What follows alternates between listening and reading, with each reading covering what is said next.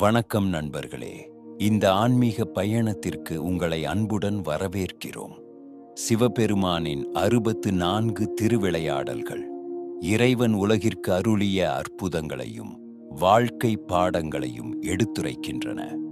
இன்று அந்த திருவிளையாடல்களில் 12வது திருவிளையாடலான உக்கிரகுமாரனுக்கு வேல் வளையம் செண்டு கொடுத்த திருவிளையாடல் பற்றி நாம் அறிந்து கொள்ளப் போகிறோம். மதுரையின் புனிதமான நிலத்தில் ஒரு காலத்தில் தெய்வீக ஆட்சி நடைபெற்றுக் கொண்டிருந்தது. அந்த மதுரையை ஆண்டவர்கள் சுந்தரபாண்டியர் மற்றும் அவரது துணைவியார் தடாதகை. அவர்களுக்கு ஒரு வீரமான மகன் இருந்தான். அவனுடைய பெயர் உக்கிரவர்மன். காலம் கடந்து சென்றது. தங்கள் மகனுக்கு திருமணம் செய்து வைக்க வேண்டும் என்று சுந்தரபாண்டியரும் தடாதகையும் எண்ணினர். அதற்காக நல்ல குணங்களும் அழகும் கொண்ட பெண்ணை தேட ஆரம்பித்தனர். அப்போது அவர்களுக்கு ஒரு செய்தி கிடைத்தது. மதுரைக்கு அருகிலுள்ள மணவூர் என்னும் ஊரில் சோமசேகர மன்னன் ஆட்சி செய்து வந்தான். அவருடைய மகள் காந்திமதி. அவள் அழகிலும் குணத்திலும் பண்பிலும் சிறந்தவள். அதனால் சுந்தரபாண்டியரும் தடாதகையும் காந்திமதியை உக்கிரவர்மனுக்கு மணமகளாக தேர்வு செய்ய நினைத்தனர். ஆனால் அந்த திருமணம் எப்படி நடக்கும்? அதற்கான வழியை ஏற்படுத்தியது சிவபெருமானே. அன்று இரவு சோமசேகர மன்னன் ஆழ்ந்த உறக்கத்தில் இருந்தான். அப்போது அவன் கனவில் மதுரை சொக்கநாதர் தோன்றினார். இறைவன் அவனிடம் கூறினார், சோமசேகரா, மதுரையை ஆண்டு வரும் சுந்தர பாண்டியனாரின் மகன் உக்கிரவர்மன் முருகப்பெருமானைப் போன்ற வீரன்.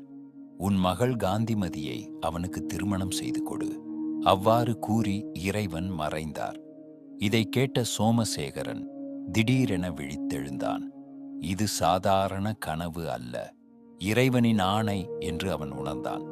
அந்த ஆணையை நிறைவேற்ற வேண்டும் என்று தீர்மானித்து காலை விடியலை காத்திருந்தான். விடியற் காலையில் தன் தினசரி கடமைகளை முடித்து தன் உறவினர்களையும் மகளான காந்திமதியையும் அழைத்து மதுரையை நோக்கி புறப்பட்டான்.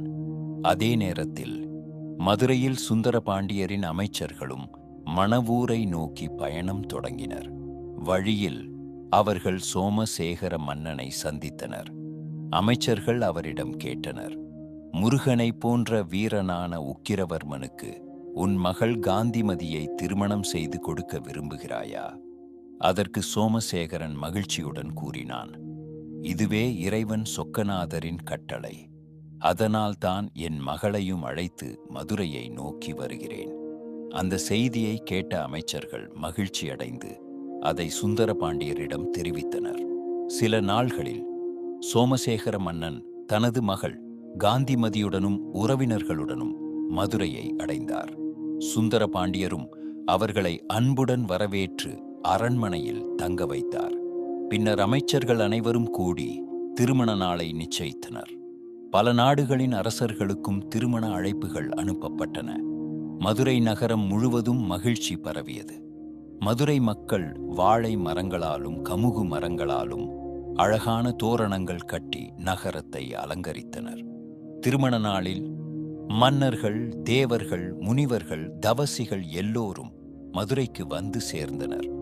தேவர்களின் குருவான வியாழ பகவான் கூட காந்திமதியை பார்த்து, இவள் மிகச் சிறந்த லட்சணங்கள் கொண்ட பெண் என்று பாராட்டினார். திருமண நாள் வந்தது. அன்று காலை உக்கிரவர்மன் வைகை ஆற்றில் நீராடி மணமகனாக அலங்கரித்து மணமண்டபத்தை அடைந்தான். காந்திமதியையும் மணப்பெண்ணாக அலங்கரித்து அவனருகில் அமரச் செய்தனர்.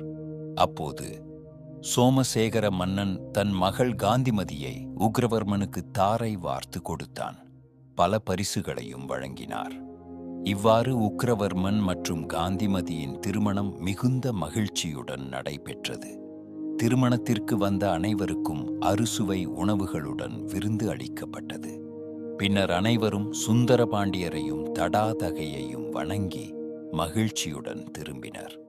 சில நாட்கள் கழித்து ஒரு நாள் சுந்தரபாண்டியர் தனது மகன் உக்கிரவர்மனை அழைத்தார். அவர் கூறினார், மகனே, எதிர்காலத்தில் இந்திரனும் கடலரசனும் உனக்கு பகையாக வருவார்கள்.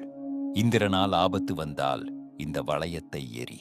கடலரசன் மதுரையை அழிக்க வரும்போது இந்த வேலை எறிந்து அவனை தடுத்து நிறுத்து. மேருமலையின் செருக்கை அடக்க இந்த செண்டால் அடிக்க வேண்டும்.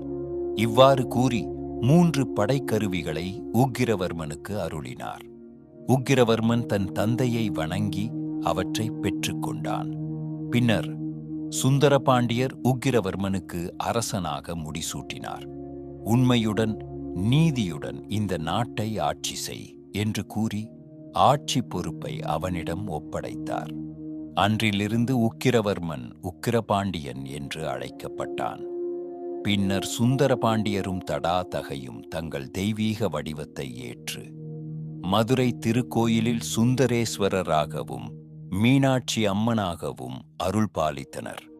உக்கிரபாண்டியன் நீதியுடனும் சிறப்புடனும் மதுரையை ஆட்சி செய்து வந்தான். இந்த திருவிளையாடல் உலகிற்கு தரும் செய்தி: பிள்ளைகளை பெற்ற பெற்றோர் அவர்களை நல்ல வழியில் வளர்த்து நல்ல குணங்களை கற்றுக் கொடுத்து அவர்களின் வாழ்க்கைக்கு தேவையானவற்றை ஏற்படுத்தி நல்ல திருமண வாழ்க்கையை அமைத்து தருவது பெற்றோரின் கடமை என்பதையே சிவபெருமான் இந்த திருவிளையாடல் மூலம் உலகிற்கு உணர்த்துகிறார்.